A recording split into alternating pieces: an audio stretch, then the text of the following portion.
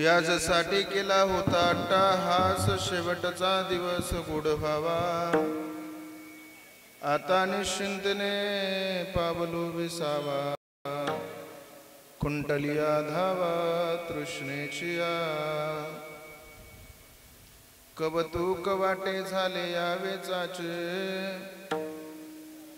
कवतूक वाटे झाले यावेचाचे. नाम मंगळाचे तेने गुणे. आता निश्चिंतने पावलो विसावा. कुंटलिया धावा तृष्णेची तुका मने मुक्ती परनेले नवने. आता दिवस चारी खेळी मेळी. आता निश्चिंतने पावलो विसावा. कुंटलिया धावा तृष्णेची समचरण सरोजम सांद्रनीलाबुदाभम. जगननीत पाणी मंडनम मंडनाना. तरुण तुलसीमाला कंदरम कंजनेत्रम. सदयदबलहासं विठ्ठलं चिंतयामि. पांडुरंगा करू प्रथमन मन. पांडुरंगा करू प्रथमन मन. दुसरे चरण संताचिया. त्यांच्या कृपादाने कथेचा विस्तारू. बाबाजी सद्गुरु दास तुका जयांचे केलिया स्मरण. होय सकळ विद्येचे अधिकरण. तेची बंधू श्री चरण श्री गुरूंचे. ते नमस्कारोनी आता. ओम नमो ज्ञानेश्वरा. ओम नमो ज्ञानेश्वरा. करुणा करा दयाळा. तुमचा अनुग्रह लादलो पावन झालो चराचरी. मस्तकही पायावरी. या वारकरी संतांच्या सेवेलागी सेवक झालो. तुमच्या लागलो निज चरणा. तुझा झाला असला तर बस खाली. याजसाठी केला होता अट्टाहास. शेवटचा दिवस गोड व्हावा. आता निश्चिंतने पावलो विसावा. कुंटलिया धावा तृष्णेची प्रस्तुत. प्राप्त प्रसंगी प्राप्त स्थळी चिंतन रूपी सेवेसाठी निवडलेला अभंग. या अभंगावर चिंतन करण्यापूर्वी थोडासा परिहार द्यायचा. तो म्हणजे असा. माणसाच्या जीवनामध्ये 2 दिवस अत्यंत महत्वाचे. थोडा विको कमी करा. आवाज वाढू नका. काही नका. काही नका. छान होता. सुरुवातीला लागला होता दिवस.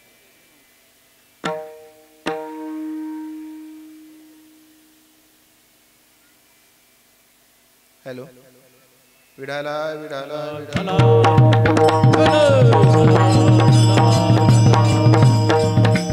माणसाच्या जीवनामध्ये 2 दिवस अत्यंत महत्वाचे असतात. एक म्हणजे येण्याचा दिवस असतो आणि दुसरा म्हणजे जाण्याचा दिवस असतो.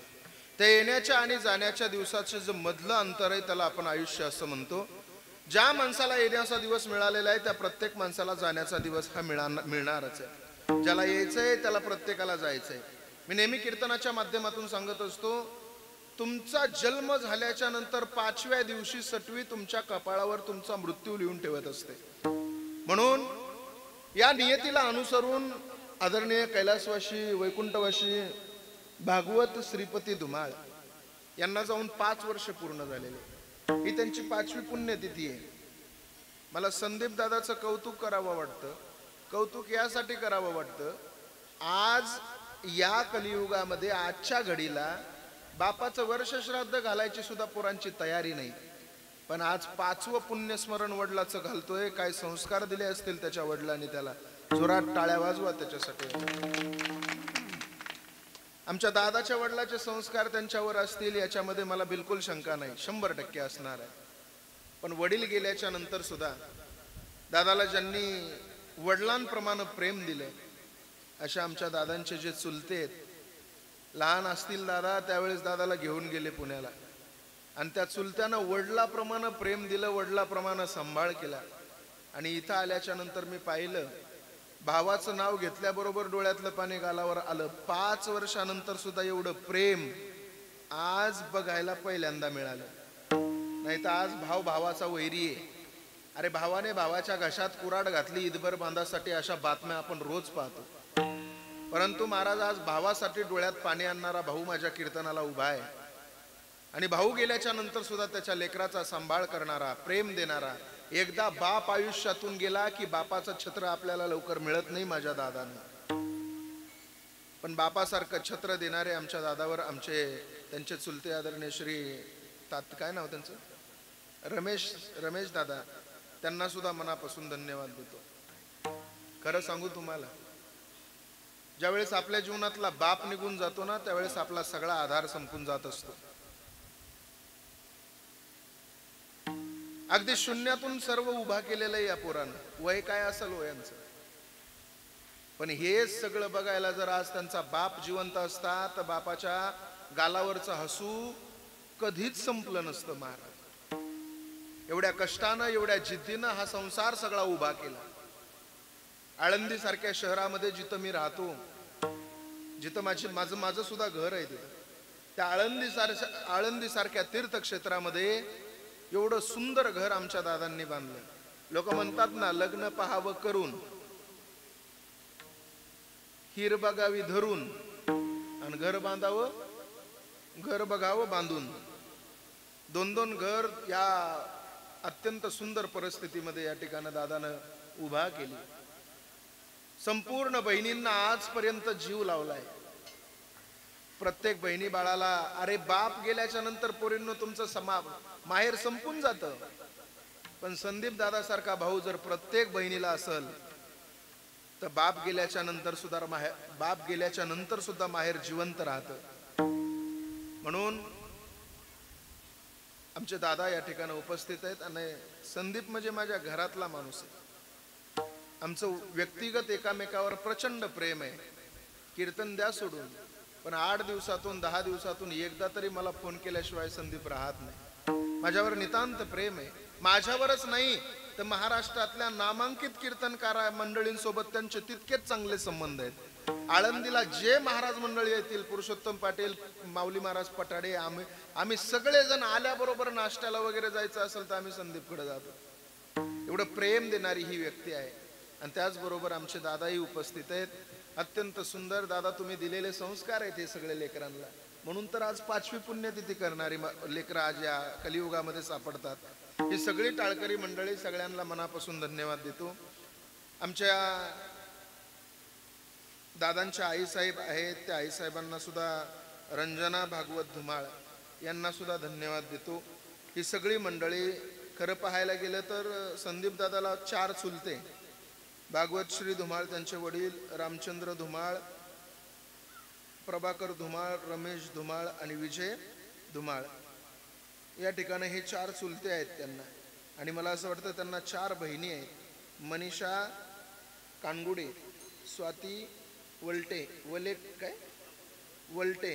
यमुना कानगुडे, आशाबाई गावडे. या 4 बहिणी येतात. 4 बहिणी आणि 1 भावाचा हा संसार. या ठिकाणी आमच्या भागवत, काय म्हणायचं तुम्ही, तात्या म्हणायचा, अण्णा म्हणायचा, दादा म्हणायचा. आमच्या दादांनी लहानपणापासून या लेकरांचा सांभाळ केला, चांगलं शिकवलं, मुलींना चांगल्या घरी देण्याचा प्रयत्न केला. आणि दादा अगदी कमी वयामध्ये या लहान लेकरांच्या डोक्यावरचं छत्र हरपून गेलं असेल. 5 वर्ष झाले पुण्यस्मरणाचं कीर्तन आहे. सर्वांगाचे कान करून कीर्तन ऐका. अत्यंत महत्वाचं मी तुमच्याशी आज बोलणार आहे. थोडं लक्षपूर्वक कीर्तन ऐका. विढाला विढाला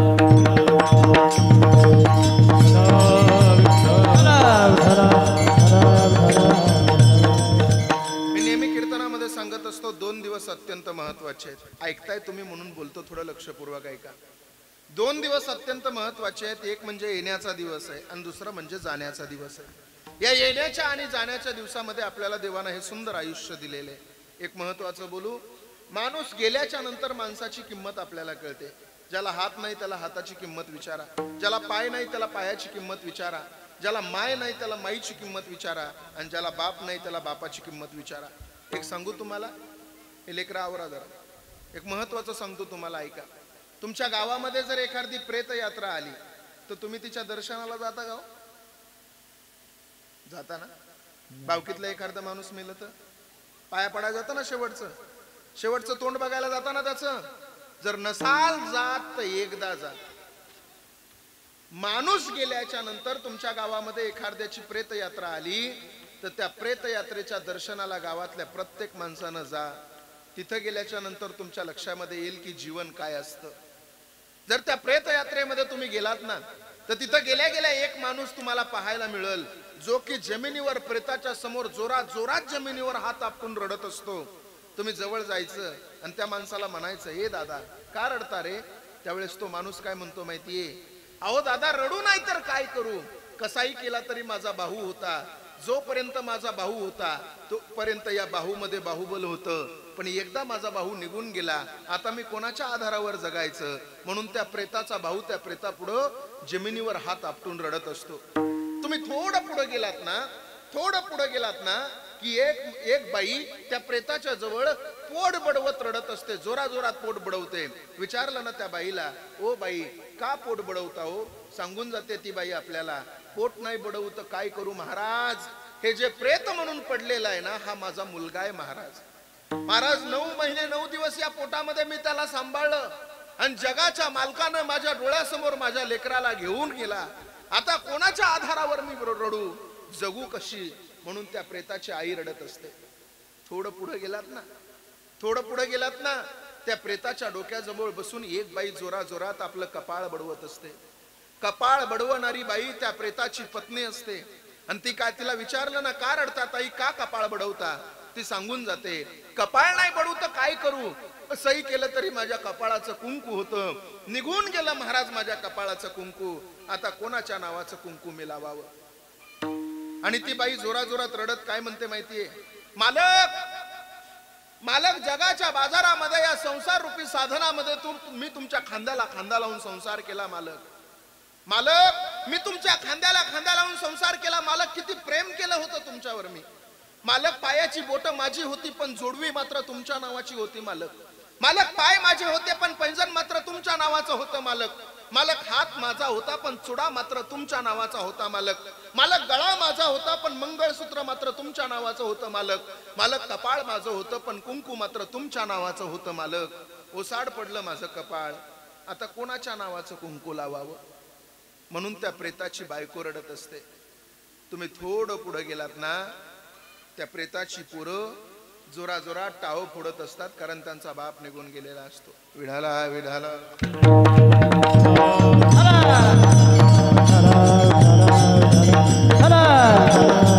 कुंडलिक वरदा हरी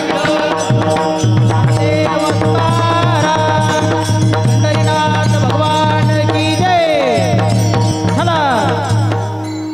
म्हणून जायचं तर प्रत्येकाला आहे महाराज. इथं बसलेल्या कोण जगण्यासाठी आलेलं आहे बोला, कोण राहण्यासाठी आलेलं आहे इथं बसलेला? कोणीही माणसानं सांगा, प्रत्येकाला जायचंय. पण मला असं वाटतं जगद्गुरु तुकोबाराय आजच्या अभंगातून आपल्या जीवनाचा शेवट गोड व्हावा याचं सविस्तर चिंतन देतात. तुकोबारायच म्हणतात, याजसाठी केला होता अट्टहास आणि शेवटचा दिवस गोड व्हावा. काही लोकांना तुकोबारायला विचारलं, तुकोबाराय जीवनाचा शेवट नेमका कशाचा? तुकोबाराय मरण हा माणसाच्या जीवनाचा शेवट आहे का? साधना हा माणसाच्या जीवनाचा, नेमका माणसाच्या जीवनाचा शेवट काय? तुकोबाराय म्हणतात मरण हा माणसाच्या जीवनाचा शेवट नाही.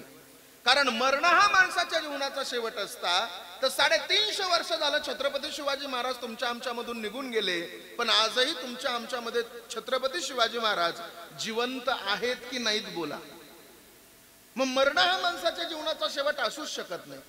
अहो 350 वर्षापूर्वी जगद्गुरु तुकोबाराय तुमच्या आमच्यामधून वैकुंठ गमन केलं, पण आजही तुकोबाराय तुमच्या आमच्यामध्ये जिवंत आहेत की नाही बोला. आहेत महाराज. मरण हा माणसाच्या जीवनाचा शेवट नाही. मग काय माणसाच्या जीवनाचा शेवट आहे? साधना संपून साध्य प्राप्त होणं म्हणजे माणसाच्या जीवनाचा शेवट आहे. तुकोबाराय म्हणतात माझ्या जीवनाची साधना आहे नामचिंतन आणि माझ्या जीवनाचं साध्य आहे परमेश्वर. नामचिंतन रूपी साधना पार करून परमेश्वर रूपी साध्य मला प्राप्त झालं की माझ्या जीवनाचा शेवट गोड झाला. मरण हा माणसाच्या जीवनाचा शेवट असूच शकत नाही. कारण ज्ञानोबाराय म्हणतात उपजे ते नाशे, नाशिले ते पुनरपि दिशे, आणि हे घटिका यंत्र जैसे परिमेगा, जैसे जीर्ण वस्त्र सांडीजे, पिको कमी करा थोडं, जैसे जीर्ण वस्त्र सांडीजे आणि मग नूतन वेडीजे. जसं जीर्ण झालेलं कापड तुम्ही तुमच्या अंगामधून काढून फेकून देता आणि नवीन कापड तुम्ही तुमच्या अंगामध्ये परिधान करता, तसा आत्मा सुद्धा जीर्ण झालेलं शरीर टाकून देतो आणि नवीन शरीरामध्ये प्रवेश करतो. मला इथं सगळेजण बसलेले सांगा, तुम्ही इथं बाजारामध्ये एकामेकाला भेटताना, व्यवहारामध्ये रोज एकामेकाला तुम्ही भेटता, पण भेटत असताना कपडे बदलून बदलून भेटता का रात्रीचा नाईट पॅन्ट आणि टी शर्ट घातलेली घालूनच बाजारला जाता? बदलून बदलून भेटता ना. आपण व्यवहारामध्ये, आता माझा कीर्तनाचा हा ड्रेस आहे, मग झोपताना आम्ही का असा झोपतो का? नाही. झोपताना टी शर्ट नाईट पॅन्ट काय जे असेल ते. झोपायचा ड्रेस वेगळा आहे, बाहेर फिरायला जाण्याचा ड्रेस वेगळा आहे, बरोबर आहे की नाही? लग्नामध्ये उभा राहण्याचा ड्रेस वेगळा आहे, बरोबर की नाही? बुट एकाचे, दोऱ्या एकाच्या, आहे की नाही? वेगवेगळा आहे महाराज. मी महत्वाचं वाक्य बोलतो, जाते नहीं कोई दुनिया से दूर चल के, जाते नहीं कोई दुनिया से दूर चल के, मिलते हैं सब यहीं पर कपडे बदल बदल के. जसं तुम्ही आम्ही कपडे बदलून बदलून व्यवहारामध्ये एकामेकाला भेटतो, तसा आत्मा सुद्धा, शरीर फक्त बदलत राहतो, आत्म्याला मृत्यू नाही. म्हणजे मरण हा माणसाच्या जीवनाचा शेवट नाही. मग काय माणसाच्या जीवनाचा शेवट आहे? साधना संपून साध्य प्राप्त होणं म्हणजे माणसाच्या जीवनाचा शेवट आहे. तुकोबाराय म्हणतात, माझी साधना आहे नामचिंतन आणि माझं साध्य आहे परमेश्वर. नामचिंतन रूपी साधना पार करून परमेश्वर रूपी साध्य मला प्राप्त झालं आणि आता मी निश्चिंत झालो. आता निश्चिंतीने पावलो विसावा, खुंटलिया धावा तृष्णेची या.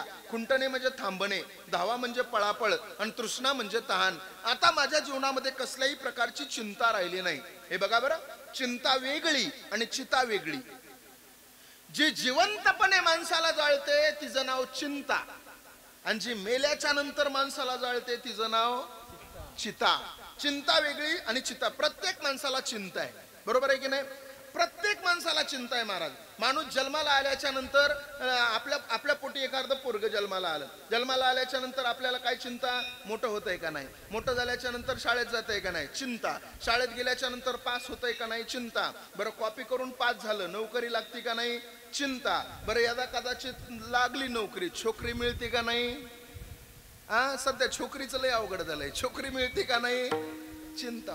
लय अवघड आहे. आमचं इंदुरेकर महाराज सांगत असते, आता फक्त पहिले पोराचा बाप टोपी खालीच होऊन देत नव्हता, नुसता टोपीचा तुरा असायचा. आता टोपी बाजूला काढून म्हणतोय, काय चाललंय राम राम. कुणाला? पुरीच्या बापाला. मुलीचा बाप म्हणतो, नाही नाही यंदा नाही, तिकडेच तुझा वळू सोडा, आमच्याकडे येऊ नको. बरोबर आहे की नाही? नोकरी मिळाल्याच्या नंतर छोकरी मिळते का नाही, चिंता. बरं मिळाली छोकरी, लग्न झाल्याच्या नंतर मूळबाळ होतंय का नाही, चिंता. बरं मूलबाळही झालं, ते मूलबाळ लहानाचं मोठं होतंय का नाही, चिंता. बरं 2चे 4 झाले, 4चे 6 झाले, पण पहिल्या 2ला घरात ठेवतात का नाही, चिंताच आहे ना. पण तुकोबाराय म्हणतात, माझ्या जीवनामध्ये कसल्याही प्रकारची चिंता राहिलेली नाही. आमच्या दादावर प्रेम करणारी पुण्यावरून त्यांचे सगळे मित्रमंडळी आलेत, त्यांच्यासाठी सुद्धा एकदा जोरदार टाळ्या वाजवा. मी मगाच आल्या आल्या गाडीतून खाली उतरलो की म्हणलं 5वं पुण्यस्मरण आहे. मला वाटलं नव्हतं, म्हणलं 5वं पुण्यस्मरण म्हणजे घरातल्या घरात आपला कीर्तनाचा कार्यक्रम होईल. बघा आता माझं कीर्तन झालंय सासरवाडीत. पण आमच्या दादा पैसे तर कोणी कमवत, पण पैशापेक्षाही मोठी श्रीमंती काय असेल तर ती तुम्ही ही कमवलेली आहे ना, ही तुमच्या जीवनातली सगळ्यात मोठी श्रीमंती आहे. पैसे तर कोणालाही मिळतात हो, पैसे कोण कमवत नाही, पण माणसं कमवणं अत्यंत महत्वाचं आहे. आता माणसंच राहिली नाहीत महाराज, माणुसकीच राहिली नाही कोणाकडे. चला माझा मुद्दा वेगळीकडे जाईल, महत्वाचं बोलतोय तुम्हाला. मी काय सांगत होतो?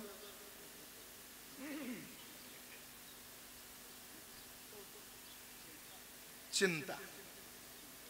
तुकोबाराय म्हणतात, माझ्या जीवनामध्ये कसल्याही प्रकारची चिंता राहिलेली नाही. मग काही लोक म्हणले, तुकोबाराय हे सगळं तुमच्या जीवनामध्ये घडलं कस काय? तुकोबाराय म्हणले, मलाच कळालं नाही, त्याच मला कौतुक वाटायला लागले. कौतुक वाटे झाले या वेचाचे आणि नाम मंगळाचे तेने गुणे. ज्यावेळेस मी माझ्या जीवनाचं निरीक्षण करून परीक्षण केलं, त्यावेळेस मला कळालं की फक्त एका देवाच्या मंगल नामानं हे सगळं घडलं. नाम मंगलाचे तेने गुणे. त्या देवाच्या मंगल नामानं माझ्या जीवनाचा शेवट चांगला झाला. त्या देवाच्या मंगल नामानं माझ्या जीवनामधली चिंता संपून गेली. त्या देवाच्या मंगल नामानं माझ्या पाठीमागे कसल्याही प्रकारची पळापळ राहिली नाही. आणि त्या देवाच्या मंगल नामानं ज्या मुक्तीसाठी एका पायावर उभा राहून तपश्चर्या कैलासात करतात, ती मुक्ती आमच्या घरची बायको झाली. तू का म्हणे मुक्ती? परनेली नवरी आणि आता दिवस चारी खेळी मेळी, असा अभंगाचा सरळ सरळ भावार्थ आहे. विस्तृत चिंतन पाहत असताना मुखानं नाम आणि हातानं टाळी. विठाला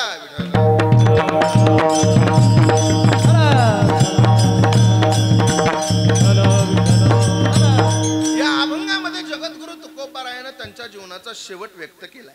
मला असं वाटतं इथं बसलेल्या प्रत्येक माणसाला असं वाटलं पाहिजे, महाराज आम्ही सुद्धा देवाचं नामचिंतन करतो, आम्ही सुद्धा देवाची भक्ती करतो, पण महाराज आमच्या जीवनाचा शेवट गोड व्हायला पाहिजे. आमच्या जीवनाचा शेवट गोड होण्यासाठी आम्हाला काय करावं लागेल?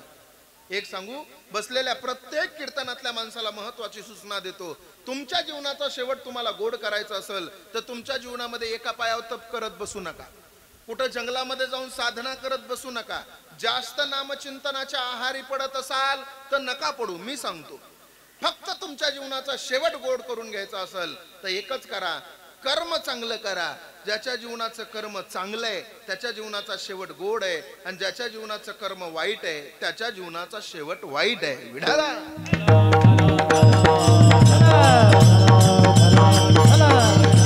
तुम्ही जसं कर्म कराल तसं तुम्हाला फळ मिळणार आहे. जैसे ज्याचे कर्म तैसे फळ देतो ईश्वर.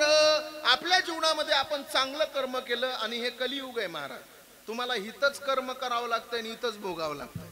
प्रचंड कठीण काम आहे महाराज. बरं, हा कर्म नावाचा जो घटक आहे यानं चांगल्या चांगल्याला सोडलं नाही. ना मामने कर्मरेखा आणि देवाधिका चुके ना. कर्मे श्रीराम वनवासा गेला, कर्मे दशरथ योगे मेला, कर्मे रावण क्षय पावला, वियोग घडला. महिला मंडळ, खरं खरं सांगा, जगाची मालकीन होती सीता. इथं बसलेल्या प्रत्येक महिलेला माझा प्रश्न आहे, जगाची मालकीन होती सीता, पण सीतेला वनवास चुकला का? बोला. नाही. कर्म चुकलं का? बोला. नाही चुकलं. मग मला सांगा, आत्ताच्या काळामध्ये जिच्या नवऱ्याला 40,000 रुपये पगार आहे त्याच्या बायकोला 20 चप्पलचे जोड घालायला आहेत. खरं का खोटं? तुमच्याकडे आहेत का नाही माहित नाही, पण मी मुंबईला राहायला, भिवंडी सारख्या शहरामध्ये राहतो. आम्ही एकदा जेवायला गेलो कीर्तनाच्या गावात, आणि जेवायला गेले, एक बाई चप्पल घालून मला वाढायला आली. चप्पल घालून वाढायला आली. मी म्हणलं, बाई मी जेवायला बसलो आणि तुम्ही चप्पल घालून वाढायला आलात. ती म्हणली, महाराज त्याचं काय आहे ना, ती वाढण्याचीच आहे. म्हणजे चप्पल वाढण्याची असते का? म्हणलं, अशा किती चप्पल आहेत तुम्हाला? म्हणली, वाढण्याची वेगळी, बाहेर फिरायला जाण्याची वेगळी, बाजारची वेगळी, माहेरला जाण्याची वेगळी, सासरवाडीला जाण्याची वेगळी. म्हणलं, थोबाडी थानायची आहे का एखादी? ये घेऊन म्हणलं असली तर. जिच्या नवऱ्याला 40,000 रुपये पगार आहे त्याच्या बायकोला 20 चप्पलचे जोड घालायला आहेत, पण चप्पल घालायला पाय द्यायचे का नाही द्यायचे हे जिच्या हातात आहे. ती जगाची मालकीन मात्र 14 वर्ष बिना चपलाची वनात आहे. याला म्हणायचं कर्म. याला म्हणायचं कर्म. नाही कळलं तुम्हाला? याच्याही पुढे जाऊन सांगतो, थोडं लक्षपूर्वक ऐका. एका कंपनीमध्ये एका बॉसने एका मॅनेजरच्या कानाखाली मारलं. कर्म किती वाईट असतं ऐका.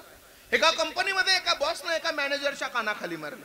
मॅनेजरला वाटलं, विनाकारण का बरं या बॉसनं मला मारलं? पण बॉसला माघारी मारायला जावा तर नोकरी जाते. मॅनेजर काय म्हणला माहितीये? काही नाही म्हणला, आता राहू द्या, बॉसनं मारलंय मारू द्या. त्याला प्रचंड राग आला, पण तो राग काढायचा कुठं, म्हणून तो घरी आला, आणि घरी आल्यावर त्यानं घरच्याच्या कानाखाली मारून सगळा राग काढला. बायकोला वाटलं, विनाकारण का बरं नवऱ्यानं मला मारलं? पती हा परमेश्वर आहे, मस्त नवऱ्याच्या मागं ओढून द्यावा वाटत होती, पण नवऱ्याला माघारी मारता येत नाही. बायकोला प्रचंड राग आला. बायकोनं काय केलं माहितीये? तिनं सगळा राग मोठ्या पोराच्या कानाखाली मारून काढला. मोठ्या पोराला वाटलं, विनाकारण आईनं मला का बरं मारलं? विनाकारण का मारलं आईनं? आईला माघारी मारू शकत नाही. त्या मोठ्या पोरानं बारक्याच्या कानाखाली मारून राग काढला. कर्म किती वाईट आहे का? एका कंपनीमध्ये एका बॉसनं एका मॅनेजरच्या कानाखाली मारली, मॅनेजरनं बायकोच्या कानाखाली मारली, बायकोनं मोठ्या पोराच्या कानाखाली मारली, मोठ्या पोरानं छोट्या पोराच्या कानाखाली मारली. छोट्या पोराला मारायला कोणी उरलंच नाही. ते घराच्या बाहेर आलं, ताड ताड ताड ताड चालत आलं. समोर एक कुत्र बसलेलं होतं, त्यानं जोरात त्या कुत्र्याला लात मारली. पण ऐका, जसं ते कुत्र उठलं तसं समोरून चालणाऱ्या एका माणसाला चावलं. कर्म एवढं वाईट आहे, ज्या माणसाला ते कुत्र चावलं तो माणूस त्या कंपनीचा बॉस निघाला. जिथून सुरुवात आहे तिथं शेवट आहे. जसं तुम्ही कराल तसं तुम्हाला भोगावं लागणार आहे महाराज. केले कर्म झाले त्याची भोगाले, केले कर्म झाले त्याची भोगाले.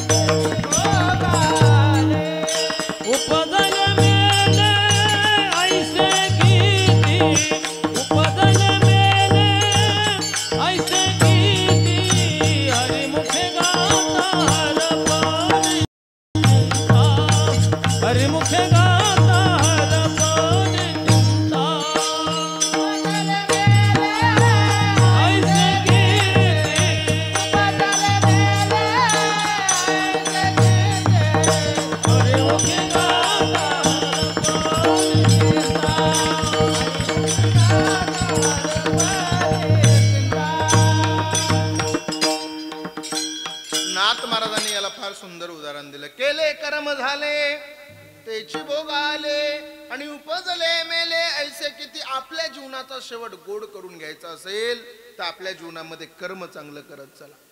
बरं तुकोबारा आम्ही कर्मही चांगलं करू, आम्ही नामचिंतनही घेऊ, मग आमच्या जीवनाचा शेवट गोड होईल का हो? तुकोबाराय म्हणतात नक्की होईल. शेवट तो भला माझा बहु गोड झाला, हा माझा अनुभव आहे. नक्की तुमचा शेवट गोड झाल्याशिवाय राहणार नाही. दोन माणसाच्या जीवनाचा शेवट सांगतो तुम्हाला, ऐकताय लक्षपूर्वक म्हणून बोलतोय. दोन माणसाच्या जीवनाचा शेवट तुम्हाला सांगतो, मग तुम्ही ठरवा आपल्या जीवनाचा शेवट कसा झाला पाहिजे. एकेकाळचा भारताचा चक्रवर्ती राजा होता, 100 लेकरांचा बाप होता, हस्तिनापुरासारखं ज्याचं राज्य होतं, जगाचा मालक ज्याचा विरोधक होता, त्याचं नाव होतं धृतराष्ट्र. त्याच्या जीवनाचा शेवट बघा आणि माझ्या तुकोबारायाच्या जीवनाचा शेवट बघा. काय धृतराष्ट्राच्या जीवनाचा शेवट होता? धृतराष्ट्र कोण होता हो? कोण होता धृतराष्ट्र? चला सांगतो तुम्हाला, ऐका. महाभारतामध्ये काशीप्रसाद जयस्वाल नावाची एक व्यक्ती सांगून गेली की ब्रुवक्षत्र नावाचा एक राजा आहे आणि त्या ब्रुवक्षत्र नावाच्या राजाला एक पोरगा झाला. त्या पोराचं नाव आहे हस्ती. त्या हस्ती नावाच्या पोरानं जे गाव निर्माण केलं त्या गावाचं नाव हस्तिनापूर. त्या गावाचं पहिलं नाव हस्तिनापूर, दुसरं नाव इंद्रप्रस्थ नगर, तिसरं नाव योगिनिकपुरा, चौथं नाव सिरी, पाचवं नाव किला सिरी, सहावं नाव लालकोट, सातवं नाव जहापना, आठवं नाव तुबलकाबाद, नववं नाव मुबारकबाद, 10वं नाव फिरोजाबाद, 11वं नाव अकबराबाद, 12वं नाव देहली, 13वं नाव चिराग देहली, 14वं नाव दिल्ली आणि 19 फेब्रुवारी 1931 ला इंग्रज अधिकारी व्हाईसराय यानं तिचं नाव ठेवलं नवी दिल्ली. त्या दिल्लीची नावं बदलली साहेब, वैभव नाही बदललं. लोकसभेचे स्पीकर ओम बिर्ला जिथं बसतात ना, त्याच्या पाठीमागे एक श्लोक लिहिलेला आहे, धर्म चक्र परिवर्तन आहे. दिल्लीचं तख्त हे धर्म अधिष्ठानाची वाट पाहत राहतं. मग तो ब्रुवक्षत्र नावाचा राजा, त्या ब्रुवक्षत्र नावाच्या राजाला एक पोरगा झाला, त्या पोराचं नाव आहे हस्ती. हस्तीला पुढे एक पोरगा झाला, त्याचं नाव आहे नहुष. नहुषचा पोरगा ययाती, ययातीचा पुरु, पुरुचा कृकन्यम, कृकन्यमचा मतिनार, मतिनारचा सेविनार, सेविनारचा दिविरथ, दिविरथचा आदिरथ, आदिरथचा नवरथ, नवरथचा तपलीचा, तपलीचाचा वृक्ष, वृक्षाचा संवरण, संवरणला एक पुढे मुलगा झाला ज्याचं नाव होतं कुरु. म्हणून त्या घराण्याला नाव पडलं कुरुवंश. त्यांच्याच कुलामध्ये पुढे एक मुलगा जन्माला आला ज्याचं नाव होतं प्रतीक. त्याला 3 मुलं, देवापी, बाल्लिक, शांतनू. देवापी संन्यासी झाला, बाल्लिक महाभारत युद्धामध्ये मेला आणि शांतनू हस्तिनापुराचा राजा झाला. त्या शांतनूला गंगा नदीपासून झालेला आणि वाचलेला एक मुलगा ज्याचं नाव होतं देवव्रत. त्यानं भीष्म प्रतिज्ञा केली म्हणून त्याचं नाव पडलं भीष्माचार्य. त्याची दुसरी बायको, तिचं नाव सत्यवती. तिला 2 मुलं, एकाचं नाव विचित्रवीर आणि दुसऱ्याचं चित्रांगद. त्यांच्याच कुलामध्ये पुढे एक मुलगा जन्माला आला. कमी करा ना, कशाला वाढवताय? त्यांच्याच कुलामध्ये पुढे 2 मुलं जन्माला आली, एकाचं नाव पंडू आणि दुसऱ्याचं धृतराष्ट्र. ऐका, धृतराष्ट्राला बायको होती गांधारची, नाव होतं गांधारी. गांधारीला कधीच नावं ठेवायची नाही, कारण गांधारी सारखी महान पतिव्रता जगाच्या पाठीवर आपल्याला पाहायला मिळणार नाही. का? कारण तिला दिसत असताना सुद्धा नवऱ्याला दिसत नाही म्हणून डोळ्यावर पट्टी बांधून उभं आयुष्य नवऱ्यासाठी अंध म्हणून काढणारी गांधारी आहे. त्या गांधारीचं माहेर आहे गांधार. त्या काळातलं गांधार म्हणजे अलीकडचं कंधार, अलीकडचं कंधार म्हणजे आत्ताचं कंधार आणि आत्ताचं कंधार म्हणजे अफगाणिस्तानची राजधानी. अफगाणिस्तान सुद्धा आता आहे. 1929 ला उपस्थान, नंतर उपगस्थान, नंतर अफगाणिस्तान. 1985 सार्क परिषदेची स्थापना आणि 2002 सार्क परिषदेचा 8वा देश म्हणून अफगाणिस्तान भारताच्या पंक्तीला बसला. माझा मुद्दा एवढा व्यापक मला करायचा नाही, ऐतिहासिक दृष्टिकोनातून घेऊन जायचा नाही. माझा मुद्दा हा आहे, त्या धृतराष्ट्राला 100 पुत्र आहेत. ऐकताय ना सगळे? ऐकताय का? धृतराष्ट्राला 100 पुत्र आहेत. काय म्हणता तुम्ही त्यांना? कौरव. आणि त्या पंडू राजाला 5 पुत्र आहेत. काय म्हणता तुम्ही त्यांना? पांडव. कौरवांचा सरसेनापती होता दुर्योधन आणि पांडवांचा सरसेनापती होता अर्जुन. अर्जुन आणि दुर्योधन दोघंही श्रीकृष्ण परमात्म्याकडे महाभारताचं युद्ध ठरल्यावर मदत मागायला गेले. देव असा झोपलेला होता. अर्जुन अदुगर गेला म्हणून दुर्योधन अदुगर गेला म्हणून दुर्योधन देवाच्या डोक्यापाशी बसला. अर्जुन नंतर गेला, अर्जुन देवाच्या पायापाशी बसला. मला सांगा, तुमच्याकडे झोपेतून उठल्यावर पायापासला माणूस अदोगर दिसतो का डोक्यापासला महिला मंडळ? पायापासला. बरोबर. देव झोपेतून उठले, समोर पाहिला अर्जुन आलेला आहे. अर्जुना कधी आलास म्हणून देवाना प्रश्न विचारला. पण दुर्योधनाला राग आला. दुर्योधन म्हणला, ए देवा, याच्या अगोदर मी आलोय, मला विचार ना कधी आलास. देव म्हणले, अरे जरी तू अगोदर आलास तरी तू माझ्या डोक्यावर बसलास ना, आणि डोक्यावर बसणाऱ्या माणसाला माझ्यापाशी किंमत नाही. म्हणून मी नेहमी एक वाक्य सांगत असतो, भक्तानं कधी देवाच्या डोक्यावर बसायचं नाही, विद्यार्थ्यानं कधी गुरुजींच्या डोक्यावर बसायचं नाही, पोरानं कधी बापाच्या डोक्यावर बसायचं नाही, आणि बायकोनं कधी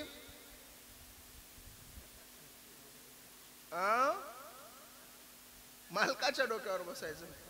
तुम्ही म्हणताल, तुम्हाला कसं काय माहिती? मी का संन्याशी थोडीच आहे, माझंही झालेलं आहे ना.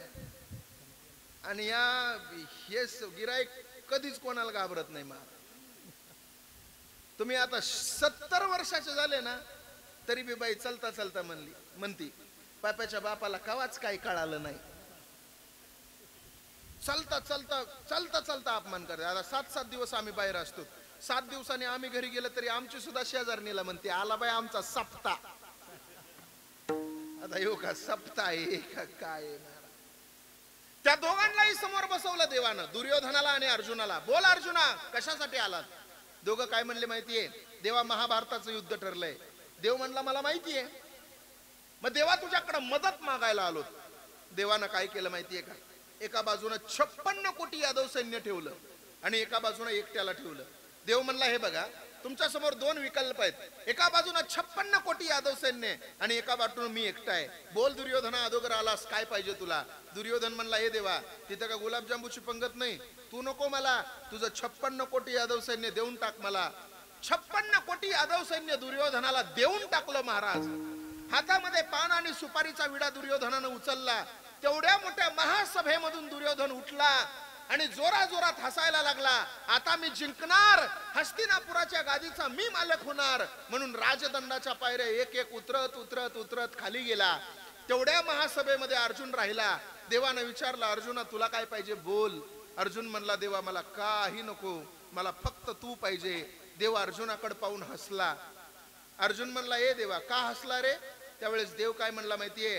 अर्जुन, हार तो तेरी पक्की है, तू सदा रहेगा उदास. अर्जुन, हार तो तेरी पक्की है, तू सदा रहेगा उदास. माखन तो दुर्योधन ले गया, तेरे पास बचा खाली छास. पण तो अर्जुन होता. तो म्हणला, भगवान, जीत तो मेरी ही होगी, भगवान, जीत तो मेरी ही होगी. दास रहता है कभी उदास? अरे भगवान, जीत तो मेरी ही होगी, दास रहता है कभी उदास. अरे माखन से क्या लेना मुझे, माखन चोर है मेरे पास. काय करायचंय देवा? महाभारत संपलं सगळं. कौरवांचं पूर्ण वाटोळं झालं. फक्त राहिला एकटा धृतराष्ट्र. मला शेवट सांगायचा आहे, धृतराष्ट्र एकटा राहिला. सख्खा काका होता ना पांडवांचा. सख्खा काकाला पांडवांनी सांभाळायला घेतलं. दोन्ही डोळ्यांना आंधळा होता, सांभाळायला घेतलं. दया आली पांडवांना, सांभाळायला घेतलं. एकेकाळचा भारताचा चक्रवर्ती राजा, 100 लेकरांचा बाप, हस्तिनापुराच्या गादीचा मालक आणि श्रीकृष्ण परमात्म्याचा विरोधक होता धृतराष्ट्र. काय ताकदवान असेल धृतराष्ट्र. पण सगळा संपला आणि पांडवांनी सांभाळायला घेतला. पण ऐका, महाराष्ट्राचा महानायक होता भीम. महाभारताचा महानायक होता भीम. भीमाला सगळं जमलं महाराज, बोलणंच नाही जमलं.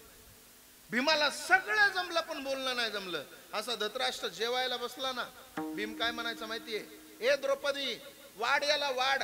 अरे माझ्या दारातलं कुत्र जगवणं जसं मला अवघड नाही तसं याला जगवणं अवघड नाही. एकेकाळच्या भारताच्या चक्रवर्ती राजाचं सांगतोय, ही दंतकथा सांगत नाही तुम्हाला. भारताच्या चक्रवर्ती राजाचं उदाहरण आहे. आंघोळीला बसला तर 500 दाशा त्याला दह्या दुधानं आंघोळ घालायला होत्या. काय श्रीमंती आणि काय ऐश्वर्य, काय थाटामाटात जगत होता धृतराष्ट्र. पण त्याच्या जीवनाचा शेवट सांगतोय, सगळं काय कायला जमतं पण बोलणं जमत बऱ्याच लोकांना जमत नाही. कोरोनाच्या काळात मी आजारी पडलो. आजारी पडल्यावर 2-3 आमच्या गल्लीतल्या म्हाताऱ्या 5-5 रुपयाचा पार्ले घेऊन मला भेटायला आल्या. सगळ्यांनी MBBS MD असल्यासारखं मला तपासलं. कोणी हिथं हात लावायचं, कोणी हिथं हात लावायचं. एक म्हातारी काय म्हणली माहिती का, बाई बाबा इस्त्यावानी तापलेत बया. इस्त्यावानी ते इस्त्यावानी कळतं ना तुम्हाला. दुसरी काय म्हणली माहितीये का, तिने तर शेजारी 5 रुपयाचा पार्ले ठेवला आणि बोलण्याचा कळसच केला. ती म्हणली बाई असल्या तापीने आमच्या तिथं काल 2 माणसं मेले. अरे मी म्हणलं 5 रुपयाचा पार्ले घेऊन आली, मी जगल असं तर बोल. काय कायला बोलायच येत नाही महाराज. आता माझं कीर्तन झालं, एकदम सूचना द्यायला उठला. तो काय म्हणला माहितीये का, आज या ठिकाणी माऊली महाराज कोटुळे यांनी फार सुंदर कीर्तन केलं. महाराजांनी फार सुंदर कीर्तन केलं. महाराज अजून 2 तास मंडप मध्ये बसणार आहे. ज्यांना दर्शनाला यायचं असेल त्यांनी लाईनीत दर्शनाला या.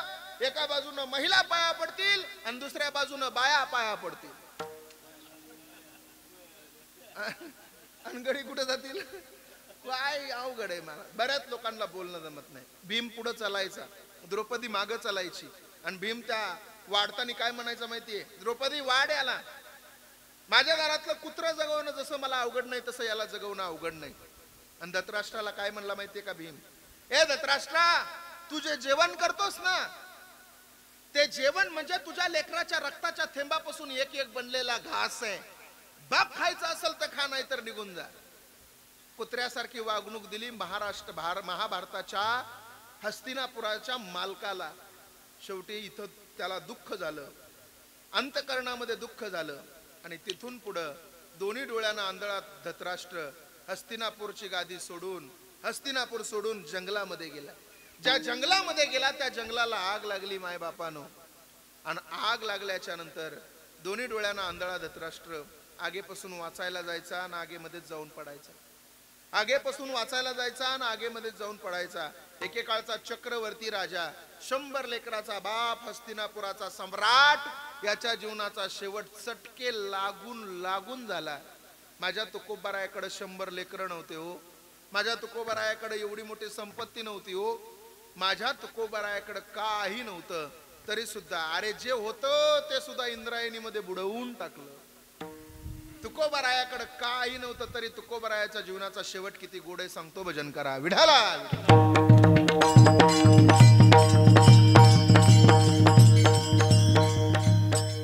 तुकोबारायाला या लोकांनी एवढा त्रास दिला ना, तुम्ही ऐकताय म्हणून मी बोलतोय.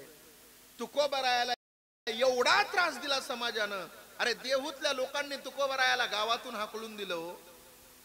ज्यारे नुसतं डोळे वर करून पाहिलं असतं तर त्या देहूची राख रांगोळी झाली असती. एवढं सामर्थ्य आणि एवढं वैराग्य माझ्या तुकोबारायाकडे होतं. पण हा संप्रदाय वाढवायचा होता, वैष्णव संप्रदाय वाढवायचा होता. तुकोबारायानं सहन केलं.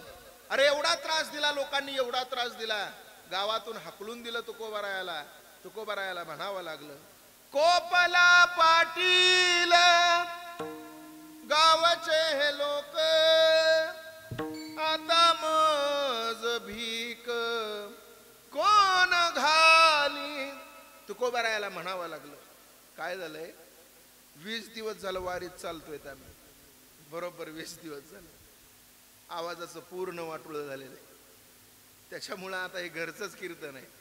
म्हणून मला माहिती आहे जसं तुम्हाला गोड वाटणार आहे, माझं चांगलं नाही झालं तरी सुद्धा तुम्ही म्हणणार आहेत चांगलंच झालं. म्हणणार आहेत का नाही? हा, मी वारीहून आलोय तसं खोटं बोलायचं कॉपी का विठाला. ठरव, ठरव, ठरव. फार सुंदर सोहळा अनुभवला महाराज. ज्ञानोबरायाच्या आळंदीचा. आळंदीहून निघाल्याच्या नंतर पंढरपूर पर्यंत जाऊस तर महाराज, बरेच लोक म्हणतात महाराज लय काळे पडले हो तुम्ही. अरे तो विटेवरचा काळाच आहे ना. तो काय म्हणतो माहितीये, तुम्ही किती गोरे असा, तुम्ही कसलाही तुमचा कलर असू द्या, पण माझ्यापर्यंत पोहोचत असताना नामचिंतनाची भक्तीची साधना करून तुम्ही जर 20 दिवसानं माझ्यापर्यंत पोहोचलात ना, माझ्यासारखाच रंग घेऊन यायचं तेव्हा मी तुम्हाला जवळ करीन. आणि मग उगा येशीत बसून जाणाऱ्याला काय देव पावतो का काय? त्याला 20 दिवस चालावं लागतंय महाराज, कलर चेंज करून घ्यावा लागतंय, बरोबर की नाही? चला महत्वाचं बोलतो. किती त्रास दिला तुकोबरायाला लोकांनी, गावातून हाकलून दिलं तुकोबरायाला. एवढंच नाही हो, एक दिवशी तुकोबराय लोहगाव नावाचं गाव आहे पुण्याच्या जवळ, तिथं कीर्तनाला गेले. तुकोबरायाचं सुंदर कीर्तन चालू होतं. 14 टाळकरी तुकोबरायाच्या कीर्तनामध्ये उभा होते. त्या 14 टाळकऱ्यांपैकी एकाचं नाव होतं शिवबा कासार. तुकोबरायाचं कीर्तन झाल्यावर शिवबा कासारानं तुकोबांच्या हाताला धरलं आणि शिवबा कासार म्हणले, तुकोबराय आज माझ्या घरी मुक्कामाला चला. शिवबा कासाराच्या घरी तुकोबरायाला मुक्कामाला घेऊन गेला शिवबा. पण मुक्कामाला घेऊन गेल्याच्या नंतर शिवबा कासाराच्या बायकोच्या मनामध्ये राग होता तुकोबरायाबद्दल. का? कारण की माझ्या नवऱ्याचं वाटोळं या तुकारामानं केलं, संसार सोडून त्या काळ्या इट्याच्या नादी लावलं. या तुकोबरायाला धडा शिकवला पाहिजे म्हणून उखळलेलं पाणी सकाळी सकाळी घेतलं. तुकोबराय मोरीमध्ये होते आणि ते उकळलेलं पाणी शिवबा कासाराच्या बायकोनं तुकोबाच्या अंगावर ओतलं. अरे चटका लागला तर वेदना सहन होत नाहीत आपल्याला. उखळलेलं पाणी तुकोबांच्या अंगावर टाकल्यावर काय काय त्रास झाला असेल. तुकोबरायाला म्हणावं लागलं, जळे माझी काया लागला वनवा, धावरे केशवा माय बापा. तुकोबरायाला देवाची आठवण झाली. महिला मंडळ खरं खरं सांगा, ज्यावेळेस तुम्हाला सासरी त्रास होतो त्यावेळेस आठवण कुठली येते हो? माहेरची येते ना. जुन्या काळातल्या महिला आताच्या तरी फोनवर लगेच मेसेज करतात, पप्पा मला इथं करमत नाही, बरोबर की नाही, मला इथं त्रास होतोय. पण जुन्या काळातल्या महिला मंडळीला विचारा, जुन्या काळातल्या महिला काय करायच्या माहितीये? फोन नव्हता, कोणाला लिहिता वाचता येत नव्हतं, लेटर नव्हतं. जुन्या काळातल्या महिला काय करायचं सांगू? एखादा माहेरचा माणूस आला की त्या माहेरच्या माणसाला आपल्या घरी चहा प्यायला न्यायच्या, पोहे खाऊ घालायच्या. आणि सासून सासरा बाहेर गेलेला दिसला की हळूच त्याच्या कानात सांगायच्या, हे बघा मला इथं लय त्रास चाललाय, माझ्या बापाला म्हणाव तू ये, नाही तर कुणीतरी मला मूळ पाठवून दे. म्हणायचात का नाही तुम्ही? तुम्हाला सासरी त्रास झाली तर आठवण माहेरची यायची. एका कवीनं फार सुंदर लिहिलेलं आहे महाराज. काय म्हणते सासरची सासरवाशीन? तो कवी म्हणतो, चुकवाये वडाचाच तुमच्या पडते पाया हो, चुकवाये वडाचाच तुमच्या पडते पाया हो, बिलगली सासरी आता मला माहेराला न्यावो, चुकवाये वडाचाच तुमच्या पडते पाया हो. ऐका, म्हणून तुम्हाला जर त्रास झाला महिला मंडळ तर आठवण माहेरची येते. तसं तुकोबरायाला सुद्धा इथं त्रास झाला. तुकोबरायाला सुद्धा आठवण आली, आपुल्या माहेरा जाईन मी आता आणि निरोप या संत हाती आला. तुकोबरायाला माहेरची आठवण आली. तुकोबरायाचा माहेर आहे वैकुंठ. आणि तुकोबरायाच्या माहेरची माणसं कोण आहेत माहितीये? तुम्ही सनकादिक संत म्हणविता कृपावंत, एवढा करा उपकार सांगा देवा नमस्कार. तुका मने मज आठवा मूळ लवकरी पाठवा, एवढा करा उपकार सांगा देवा नमस्कार. त्या देवाला जाऊन माझा नमस्कार सांगा आणि त्या देवाला म्हणावं तुकारामानं तुझी आठवण केलेली आहे. सनकादिक सुद्धा पत्र घेऊन गेले. तुकोबरायाचं पत्र जगाच्या मालकानं पाहिलं तर देवाच्या डोळ्यातलं सुद्धा पाणी गालावर आलं. आणि देवाला सुद्धा तुकोबांना घेण्यासाठी वैकुंठावरून भूवैकुंठावर यावं लागलं. म्हणून तर आपण सगळे भजन करतो, सगळे म्हणतो ना, काय पिवळा पितांबर कैसा गगनी झळकला, गगनी झळकला, गरुडावर बैसोनी, गरुडावर बैसोनी माझा कैवारी आला.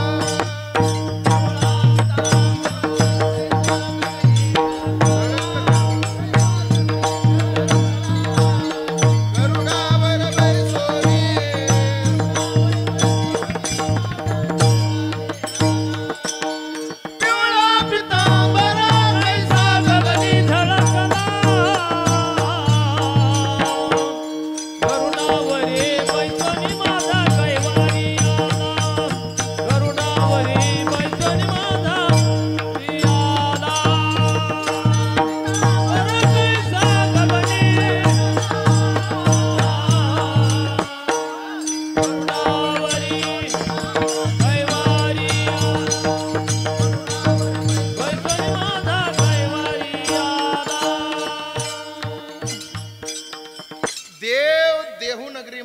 देहूनगरीमध्ये आल्याच्या नंतर देवानं विचारलं, तुकोबाराय काय, चला बोलवलं तुम्ही मला, आलो मी, चला माझ्यासोबत वैकुंठाला. तुकोबाराय काय म्हणले माहितीये, ए देवा, मला एकट्याला नाही यायचं, सगळ्या देहूला घेऊन यायचं. सगळ्या देहूतल्या लोकांना विचारायला गेले तुकोबाराय, चला माझ्यासोबत वैकुंठाला, कोणाला यायचं. लोक म्हणले तुकाराम आता पागल झाला. अरे ज्या तुकोबारायानं 4,500 अभंगाचा गाथा लिहिला, त्या लोकांनी त्या काळामध्ये तुकोबारायाला पागल ठरवलं. त्याच गाथ्यातले 4 अभंग करून कीर्तन करणाऱ्या कीर्तनकारांना लोक आपल्याला शान समजतील, असं कधीच मनात आणायचं नाही. काय कारण आहे? अहो ज्ञानोबारायाला लोकांना त्रास दिलाच ना. अहो असताना ज्या ज्ञानोबारायाला लोकांना शिव दिलं नाही, आज त्या ज्ञानोबारायाची पालखी चाललेली असताना लोकांची शिवण्यासाठी गर्दी आहे. अरे असताना याच समाजानं माझ्या ज्ञानोबारायाला, असताना जर माझ्या ज्ञानोबाराय पैठणला गेले तर न्याय मिळू दिला नाही, आणि आता आपल्यावर अन्याय झाला तर न्याय मागायला आळंदीलाच जातो ना. अरे असताना माझी माऊली पहिल्यांदा पंढरीला निघाली तर अणुआणी पायानं माझ्या माऊलीनं पंढरीची वारी केली. पाय उन्हामध्ये भाजत होते म्हणून वडाची पानं पायाला बांधली आणि पहिली पंढरीची वारी माझ्या ज्ञानोबारायानं केली. पण आता माऊली पंढरीला निघाली तर सोन्याच्या पादुका चांदीच्या पालखीत आहेत, चांदीची पालखी चांदीच्या रथात आहे, आणि चांदीच्या रथाला बैलजोड कोणाचा जुंपायचा म्हणून निलाव आहे, आणि निलावामध्ये ज्याचा नंबर येईल त्याची बैलांसकट आळंदीमध्ये मिरवणूक आहे. काय केलं बोला? असताना समाजानं संताला त्रासच दिला ना. असताना माझ्या ज्ञानोबारायाला झोपायला मिळालं नाही, पण आता झोपण्यासाठी 2-2 किलो चांदीचा कॉट आहे. असताना अंगावर वस्त्र मिळाले नाही, पण आता 2-2 किलो चांदीच्या वजनाचा फेटा आहे. असताना माझ्या ज्ञानोबारायाला या समाजानं खापर मिळू दिलं नाही, आणि आता सोन्याच्या ताटात नैवेद्य आहे. बोला, असताना या समाजानं लोकांनी फक्त संतांना त्रासच दिला. संत या शब्दाची व्याख्या फार सुंदर आहे. जीवनाचं निरीक्षण करून परीक्षण केलं तर 4 वर्ग आपल्याला पाहायला मिळतात.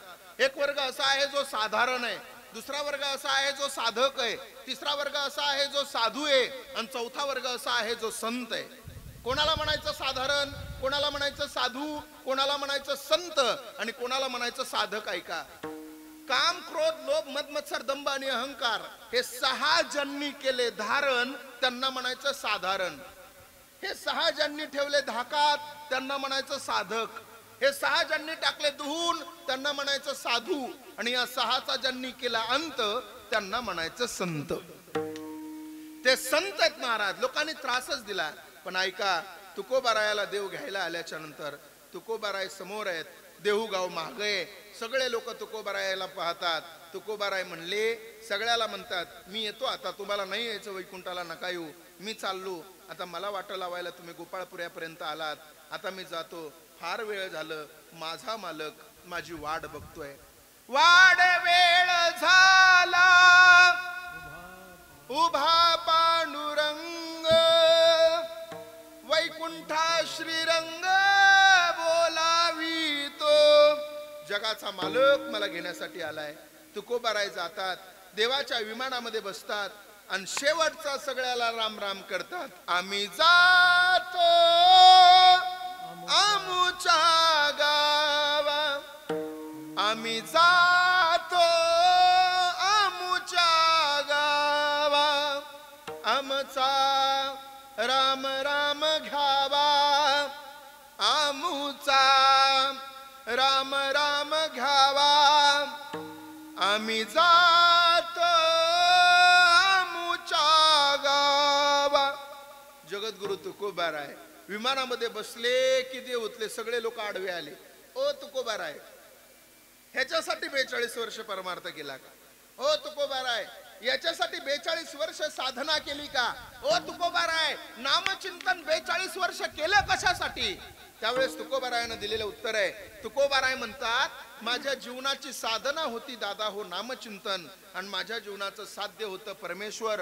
नामचिंतन रूपी साधना पार करून परमेश्वर रूपी साध्य मला प्राप्त झालं, आणि आता खऱ्या अर्थानं याच दिवसासाठी मी अट्टहास केला होता, तो दिवस आज माझ्या जीवनामध्ये आला आणि मी निश्चिंत झालो. अभंगाचं पहिलं चरण. यासाठी केला होता अट्टहास, यासाठी केला होता अट्टहास, यासाठी केला होता अट्टहास, यासाठी केला होता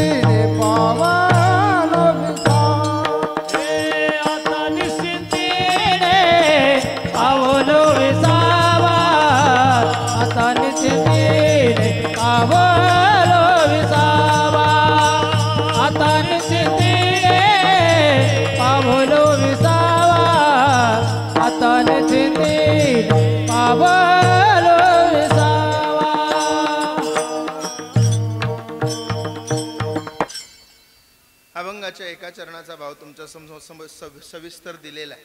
3 चरण माझी शिल्लक आहेत. 3 चरणाचा सरळ भाव तुम्हाला दिलेला आहे.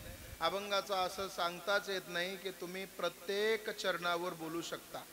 एका चरणाला 2 तास लागले तर बाकीचे 3 चरण सोडायला किती वेळ लावायचा अजून? बरोबर आहे की नाही? म्हणून लक्षात घ्या. काही लोकांचं म्हणणं असतं, नाही नाही महाराज मग 3-4 चरण सुटले कसं काय? नाही, तू उशिरा येतो त्याला कोणी काय करायचं?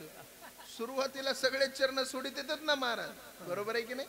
एका चरणावर माझ्या बुद्धिमत्तेप्रमाणे मला जेवढं ज्ञानोबारायाच्या भूमीमध्ये राहून साधना करता आली ती साधना तुमच्या समोर मांडण्याचा प्रयत्न केला.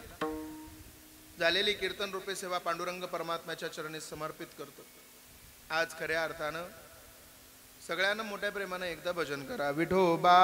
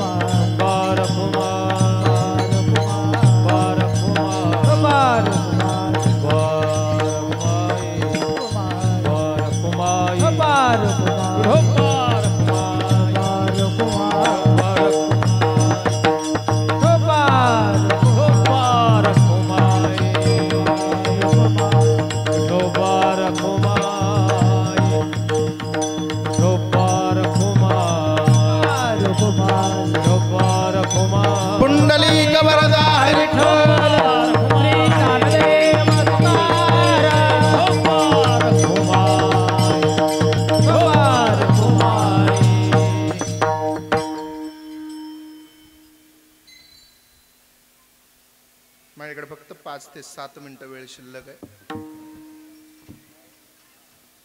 तेवढे एक 7 मिनिटं सगळ्यांना शांत राहा. आज आमच्या संदीप दादाच्या जीवनामधून वडील गेलेले 5 वर्ष झालेले, पण या 5 वर्षाच्या कारकिर्दीमध्ये संदीप दादांना फार सुंदर प्रगती केलेली आहे. पण मी नेहमी कीर्तनात सांगत असतो, तुम्ही किती श्रीमंत झाले, तुम्ही किती पैशावाले झाले, खरा आनंद त्याच वेळेस त्या घरामध्ये असतो ज्या वेळेस त्या घरातला म्हातारा माणूस जिवंत असतो आणि त्याच्या मांडीवर त्याची नातवंड खेळत असतात. पण आज योगायोगानं ते भाग्य, ते नशीब आमच्या संदीप दादाचं नाही.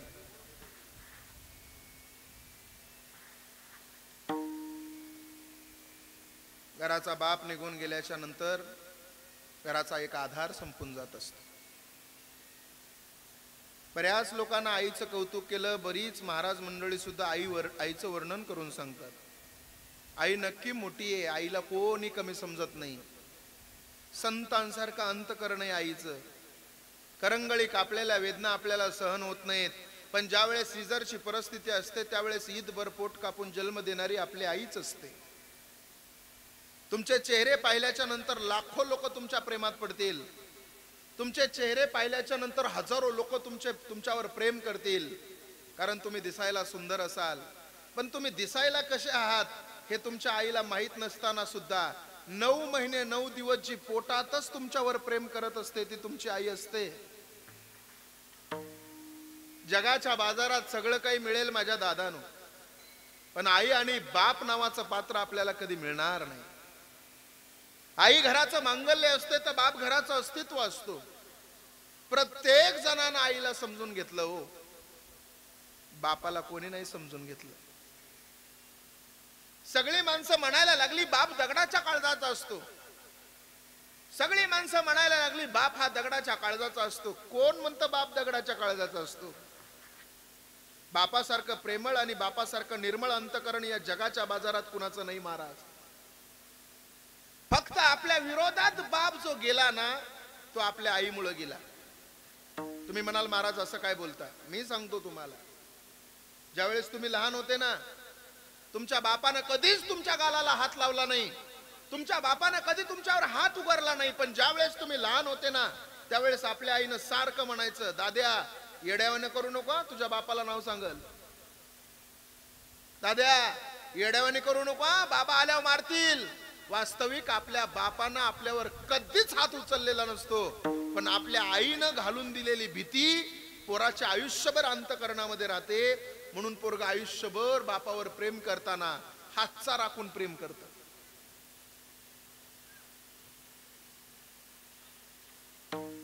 कधीतरी त्या बापाला जाणून घेतलाय का आपण? अरे पोराला नोकरी लागल्याच्या नंतर गावभर पेढे वाटणारी आई सगळ्यांच्या लक्षात राहते, पण पोराला नोकरी लागण्यासाठी 5-5 लाख रुपयाच्या बॅगा त्या सरकारच्या टेबलला नेऊन पुरवणारा आमचा बाप का कोणाच्या कधी लक्षात राहत नाही? रात्री भाकरीची सोय करणारी आई आपल्या सगळ्यांच्या लक्षात राहते, कारण की रात्री आपल्याला जेवायला आपली आई वाढते.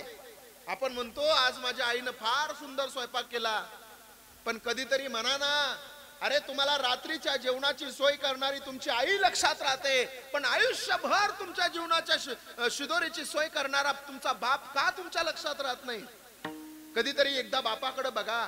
त्याची विखुरलेली दाढी, त्याचे विखुरलेले केस, त्याच्या बनेलला पडलेली भुक ही त्याच्या बनेलला पडलेले नसतात, ती त्याच्या नशिबाला पडलेली असतात. त्याच्यावर कितीही कर्ज असू द्या, त्याच्यावर कितीही संकट असू द्या, अरे जर त्याची चप्पल तुटली तर त्यानं सुतळेने चप्पल बांधली, नवी घेतली नाही पुरा. पण शाळेमध्ये तुला पाठवत असताना तुझी चप्पल थोडीशी काही झिजलेली दिसली तर बापानं दुकानात गेला ना 1000 रुपयाचा जोड घेऊन आला, माझ्या पोराची इज्जत गेली नाही पाहिजे. अरे बापाचे कपडे फाटले तर बापानं कधी कपडे घेतले नाही, पण पोरांनो तुमच्यासाठी बापानं शाळेत जायला नवीन ड्रेस घेतले. बाप मेल्याच्या नंतर बापाचं कपाट उघडलं ना तर फाटलेल्या 1-2 पॅन्टीन, फाटलेले 2-3 शर्ट सापडतील. आईचं कपाट उघडलं तर पोतं भरून साड्या निघतील. मग बाप कशाने कमी आहे बोला ना. अरे माझा शेतकरी बाप लोकांच्या बांधावर गेलेला 4 पायाचा बैल, त्या बैलाला एक हाक मारली तर बैल घर करणं फिरतो. पण आज परिस्थिती अशी झाली, पोटच्या पोराला 100 हाका मारल्या तरी पोटचं पोरग मागं फिरायला तयार नाही बाबा. याच्यात काय झालंय माहितीये, आजच्या कीर्तनातून शिकून जा, याच्यात आई बापाची सुद्धा 100% चूक आहे. तुम्ही म्हणाल महाराज कशी काय चूक म्हणता आमची, सांगतो तुम्हाला. आपलं काय झालंय माहितीये, आपल्या डोक्यामध्ये एक हॉस्टेल नावाचं फेड घुसलेलं आहे. पोरग 5-7 वर्षाचं झालं की आईबाप त्याला हॉस्टेलला टाकतात आणि बरोबर 15 वर्ष पोरग हॉस्टेलला राहतं, 10 वर्ष पोरग हॉस्टेलला राहतं. एकदा हॉस्टेलला राहणारं पोरग हॉस्टेलहून माघारी आलं की लगेच नोकरीला लागतं. 15 वर्ष आई बापापासून वेगळं हॉस्टेलला राहतं, आल्याबरोबर नोकरीला लागतं. नोकरीला लागलं की लगेच त्याचं आईबाप लग्न करून टाकतात. येणारी पोरगी त्याच्यावर प्रचंड प्रेम करते आणि मग त्या पोराला कळतं 15 वर्ष आई वडिलांना माझ्यावर प्रेम केलं नाही, येणारी पोरगी एक क्षण सुद्धा माझ्यापासून सोडून राहत नाही. आई बापाचं प्रेम खोटं आहे, आलेल्या पोरीचं प्रेम खरं आहे. पटत असेल तर बघा. माझी विनंती आहे तुम्हाला, तुमच्यापासून तुमची लेकरं कधीच लांब टाकू नका. तुम्हाला जर पोराला शिकवायचं असेल तर स्वतः तिथं जा, जाऊ द्या, थोडंसं काम बाजूला राहू द्या. पोराला शिकवायचं असेल, लातूरला जायचं असेल, तुम्हाला कुठं पुण्याला जायचं असेल, पोरांसाठी जिजा. पण पोराला एकट्याला तुमच्यापासून वेगळं ठेवू नका.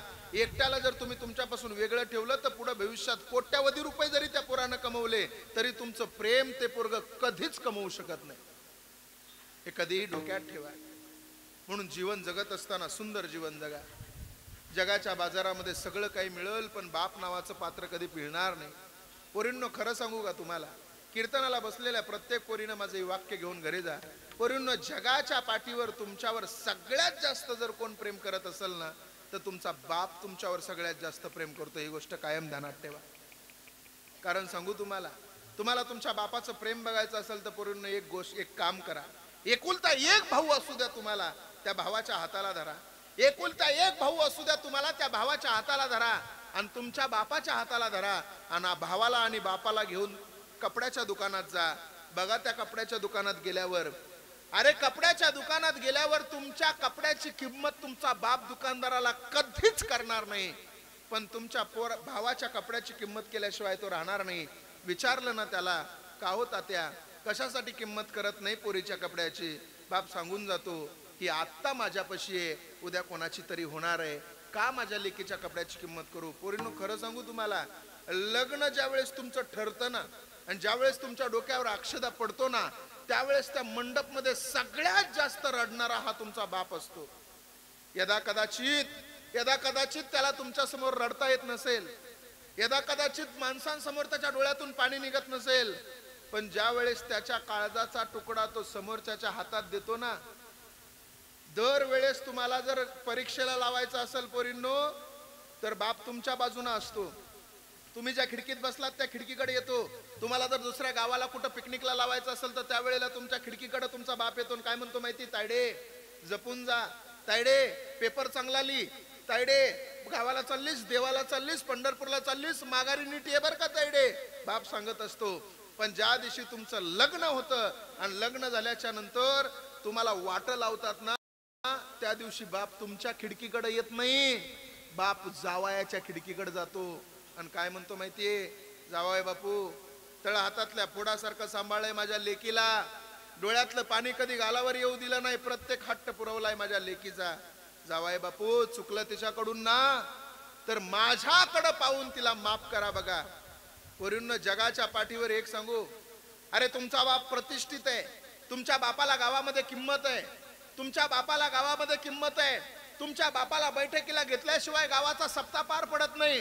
तुमच्या गावात तुमच्या बापाच्या गळ्यात पवित्र तुळशीची माळ आहे. पण कधी कधी पोरींनो, तुमच्यासाठी तुमच्या एवढ्या प्रतिष्ठित असणाऱ्या बापाला, पंढरपूरची वारी करणाऱ्या तुमच्या बापाला आणि गळ्यामध्ये पवित्र तुळशीची माळ घालणाऱ्या तुमच्या बापाला कधी कधी तुमच्यासाठी लायकी नसणाऱ्या जावयाच्या सुद्धा पाया पडावं लागतंय. एखादा जर जावाई पेताड असेल आणि त्यानं जर तुम्हाला मारलं तर प्रतिष्ठित असणारा तुमचा बाप असतो. अरे तुमच्या बापाच्या एका इशारावर सगळं गाव गप बसतं, पण तुमच्यासाठी पोरींनो पेलेल्या जावायाच्या पायावर डोकं टेकवून काय म्हणतो माहितीये? जावाय बापू द्याना सोडून, कुठपर्यंत धरून बसता? अहो तुमच्याकडे पाहून आम्ही आमची मुलगी तुम्हाला दिली हो, कुठपर्यंत धरून बसता? पण तरी सुद्धा लायकी नसणारे काही काही जावाई सासरवाडीतल्या सासऱ्यांना किंमत देत नाहीत आणि काय म्हणतात माहितीये? उठा निघा आमच्या घरचे, माहितीये तुम्ही किती लायकीवान आहात. पेनारी माणसं माळकरी माणसाला ज्यावेळेस असं म्हणतात ना, त्यावेळेस त्या दोघातलं भांडण बाजूला राहतं, पण त्या घरामध्ये जी पोरगी असते ना त्या बापाची, तिचं अंतकरण आतमधून तुटून जातं आणि तिथून पुढंच खऱ्या अर्थानं आत्महत्या व्हायला सुरू होतात. म्हणून माझी विनंती आहे, जीवन जगत असताना सुंदर जीवन जगा. झालेली कीर्तन रूपी सेवा पांडुरंग परमात्म्याच्या चरणी समर्पित करतो. याच ठिकाणी माझ्या सेवेला विराम देतो. आमच्या संदीप दादानं एवढा सुंदर कीर्तनाचा कार्यक्रम, त्याच्यासाठी एकदा खरंच टाळ्या वाजवा गड्या जोरात. काय सांगू का तुम्हाला, त्याचं कारण आहे साहेब, वर्ष श्राद्धाचं कीर्तन सुद्धा लोक करायला तयार नाहीत, पण आज 5वी पुण्यतिथी एवढी सुंदर त्यानं साजरी केली. दादाला मनापासून धन्यवाद देईल. खूप कष्ट, खूप मेहनती पोरगा आहे, खूप कष्टाळू पोरगा आहे. लहानपणापासून कष्ट करत आलेला माणूस आहे. 4 बहिणीची जबाबदारी आहे त्याच्याकडं. आजही बहिणी बाळा जर आपल्या घराकडे आल्या तर म्हातारी मायबाप घरामध्ये असली तर त्या पोरींना बरं वाटतं, पण खऱ्या अर्थानं आज त्या पोरींना कसल्याही प्रकारचे कधीच कुठंच कमी न पडू देणारा भाऊ त्यांच्या पदरामध्ये देवानं टाकलेला आहे. म्हणून दादाला मनापासून धन्यवाद देतो. त्यांचे सगळे चुलते ते 4ही चुलते जे आहेत त्या 4 चौघांनाही मनापासून धन्यवाद देतो. पुण्याला जे घेऊन गेले ते आमचे दादांनी त्यांना घडवलं, लहानाचं मोठं केलं, हळूहळू बरोबर रांकीला लावून दिलं. आणि संदीप दादा बुद्धीनं हुशार असल्यामुळं आज संपूर्ण मित्र परिवार जोडला. त्यांच्या आत्या सुद्धा इथं आहेत, ज्या कोणी आत्या आहेत त्या 2-3 आत्या, त्यांना सुद्धा धन्यवाद देतो. आता एक 2-3 वर्षापूर्वी त्यांच्या एका आत्यावर फार भयानक प्रसंग आला. तो प्रसंग ऐकूनच माझं पूर्ण शरीर लटलट करत होतं आतमध्ये. काय प्रसंग आहे महाराज, काय देवाची किमया बघा.